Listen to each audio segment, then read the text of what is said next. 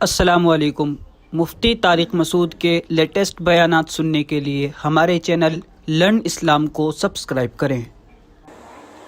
اور دونوں جگہ قرآن میں ہے تنزل الملائکۃ والروح فیہا من کل امر بإذن ربہم من کل امر، فرشتے اس رات میں اللہ کے حکم کو لے کر نازل ہوتے ہیں۔ اور سورہ دخان میں کہا فیہا یفرق کل امر حکیم، ہر حکمت والے فیصلے اس رات میں کیے جاتے ہیں۔ تو یہ سب لیلۃ القدر کے بارے میں ہے، اس کو لوگ شب برات پر لے جاتے ہیں۔ اور قرآن میں ہے خیر من الف شہر، 1000 مہینے سے بہتر ہے۔ تو اس لیے لیلۃ القدر کو تلاش کرنا چاہیے، ہمیں متعین طور پر وہ بتائی نہیں گئی ہے۔ بتایا گیا تھا نبی صلی اللہ علیہ وسلم کو، لیکن آپ کو بھلا دیا گیا۔ اس میں حکمتیں ہیں، مصلحتیں ہیں۔ بڑی حکمت یہ ہے کہ اگر بتا دی جاتی تو ہم رمضان کے آخری عشرے میں پوری عبادت نہ کرتے، پورے سال سوتے رہتے، پورے رمضان سوتے رہتے، اور خاص اس رات کو کچھ اللہ اللہ کر لیتے۔ اور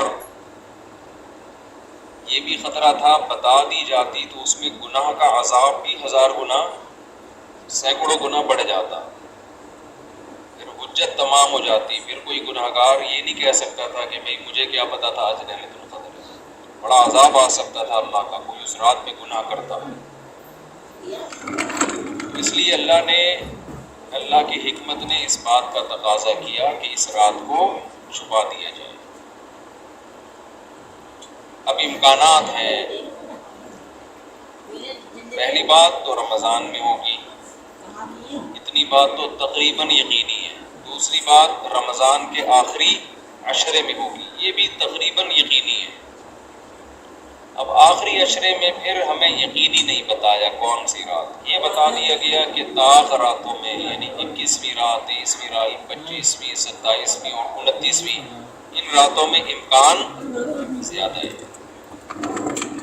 اور بعض حضرات کے نزدیک حکمت نے اس بات کا تقاضا کیا کہ اس رات کو چھپا دیا جائے۔ اب امکانات ہیں، پہلی بات تو رمضان میں ہوگی، اتنی بات تو تقریباً یقینی ہے۔ دوسری بات رمضان کے آخری عشرے میں ہوگی، یہ بھی تقریباً یقینی ہے۔ اب آخری عشرے میں پھر ہمیں یقینی نہیں بتایا کون سی رات، یہ بتا دیا گیا کہ طاق راتوں میں، یعنی 21ویں رات، 23ویں رات، 25ویں، 27ویں اور 29۔ السلام علیکم۔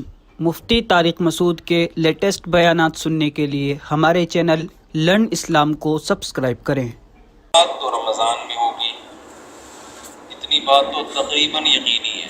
دوسری بات رمضان کے آخری عشرے میں ہوگی، یہ بھی تقریباً یقینی ہے۔ اب آخری عشرے میں پھر ہمیں یقینی نہیں بتایا کون سی رات، یہ بتا دیا گیا کہ طاق راتوں میں، یعنی 21ویں رات، 23ویں رات، 25ویں، 27ویں اور 29ویں، ان راتوں میں امکان زیادہ ہے۔ اور بعض حضرات کے نزدیک 27ویں میں امکان اور بھی زیادہ ہے، بعض حضرات کا موقف ہے، لیکن یقینی بات نہیں ہے۔ تو طاق راتوں میں یعنی کوشش تو کریں رمضان کے آخری عشرے میں عبادت کریں، ورنہ کم سے کم آخری درجہ کیا ہے کہ رمضان کی طاق راتوں میں خود بھی نماز، تلاوت اور دعا میں دل لگائیں، اور اپنے گھر والوں کو بھی نمازوں اور تلاوت میں لگائیں، دعاؤں کو بچوں کو بھی لگائیں، اٹھایا کریں رات کو جا کے کہ بیٹا اٹھو، تھوڑا اللہ اللہ کر لو، نماز پڑھ لو، کچھ اللہ سے دعائیں مانگو۔ دعا کو بہت فوکس کرنا چاہیے، آج کل دعاؤں کو چھوڑ دیا بالکل، حالانکہ سب سے بڑی عبادت ہی دعا ہے۔ دعا میں اللہ اور بندے کا جو کنیکشن ہوتا ہے نا، وہ نماز میں بھی نہیں بنتا، وہ تلاوت میں بھی نہیں بنتا، وہ جو تعلق بنتا ہے نا اللہ اور بندے کا دعا میں، وہ کسی عبادت میں نہیں بنتا۔ تلاوت کا مطلب تو یہ ہے کہ اللہ آپ سے کیا کہہ رہا ہے وہ سن لیں آپ، اس میں تو یہ فائدہ ہوتا ہے۔ لیکن دعا میں تو آپ اللہ سے تعلق بڑھاتے ہیں نا، آپ اللہ سے مانگتے ہیں، اس لیے ان راتوں میں خوب گڑ گڑا کے لمبی لمبی دعائیں مانگنے کا معمول بنائیں. اعتکاف والے ساتھی بھی بیٹھ جائے کریں اکیلے میں, کہیں کچھ کر لیں, اللہ اللہ سب کچھ مانگ لیں, یہ سوچ کر کہ جو مانگیں گے اللہ ہمیں وہ دے گا. جب انسان مانگتا ہے نا پتہ نہیں ملے گا نہ ملے, تو پھر ملتا نہیں ہے. اللہ کہتا ہے جب تیرا میرے بارے میں یہ نظریہ ہے کہ میں دیتا ہی نہیں ہوں, تو پھر مانگتا رہے بیٹھ کے, میں نہیں دوں گا. اللہ میں استغنا بہت ہے. اللہ کا معاملہ یہ ہے کہ اللہ میں استغنا بہت ہے. اللہ کے سامنے جھکو گے تو وہ چھپڑ پھاڑ کے دے گا. تھوڑی سی بھی اگر دکھاؤ گے تو پھر اللہ کا کچھ نہیں بگاڑ سکتے, پھر خود ہی رولتے رہو گے, ساری زندگی برباد ہوتے رہو گے.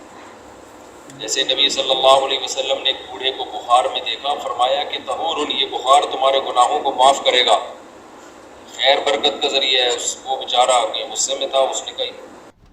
السلام علیکم. مفتی طارق مسعود کے لیٹسٹ بیانات سننے کے لیے ہمارے چینل لرن اسلام کو سبسکرائب کریں. کرنے کے لیے آیا ہے. آپ نے فرمایا اب ایسا ہی ہوگا, گناہوں کی معافی کا ذریعہ نہیں بنے گا. تو دعا میں مانگیں یہ سوچ کر کے یقینی طور پر اللہ میری دعا کو قبول کرے گا, اور بار بار مانگتے رہیں. مانگے کیا, یہ بڑی پرابلم ہے, یہ بڑا مسلمان کے ساتھ مسئلہ ہے. بڑی بڑی چیزیں مانگیں اللہ تعالیٰ سے. سب سے بنیادی ضرورت ہماری کیا ہے؟ فَمَنْ زُحْزِحَ عَنِ النَّارِ وَأُدْخِلَ الْجَنَّةَ فَقَدْ فَازَ. جسے جہنم کی آگ سے بچا لیا گیا اور جنت میں داخل کر دیا گیا, وہ ہے اصل کامیاب. یہ مانگو اللہ تعالیٰ سے, اے اللہ مجھے جنت. مانگنے کا مطلب پتہ ہے کیا ہوتا ہے؟ یہ نہیں ہوتا کہ میں انہی بدماشیوں میں رہوں لیکن آخرت میں مجھے معاف کر کے جنت میں داخل کر دے جائے, یہ قطعاً مطلب نہیں ہے. جنت مانگنے کا مطلب یہ ہے کہ اے اللہ وہ کاموں کی توفیق دے دے جن کی وجہ سے جنت ملتی ہے. یہ تو بہت کفر ہے ایک طرح کا کہ میں رہوں ایسے ہی, اور یہ تو گویا اللہ کی آیات کا مذاق اڑانے والی بات ہو گئی. ہدایت مانگے, ہدایت, سیدھا راستہ, ایسا راستہ کہ جس پہ چل کے کیا ملتی ہے؟ جنت. اس راستے پہ چلا دے. یہ سب سے زیادہ مانگا کریں. اور جو دین کے کام میں لگے ہوئے ہیں, مبلغین ہیں, علماء ہیں, دینی مدرسے کے طلباء ہیں, وہ ایک اور دعا بہت زیادہ مانگا کریں, کیونکہ ان کو صرف جنت تھوڑی چاہیے. ان کو تو یہ چاہیے کہ ہمیں اللہ نے پیغمبروں کا وارث بنایا ہے, تو ہم سے اے اللہ تو دین کا کام بہت زیادہ لے لے, جو ہمارا مقصد ہے, ہمارا ہدف ہے.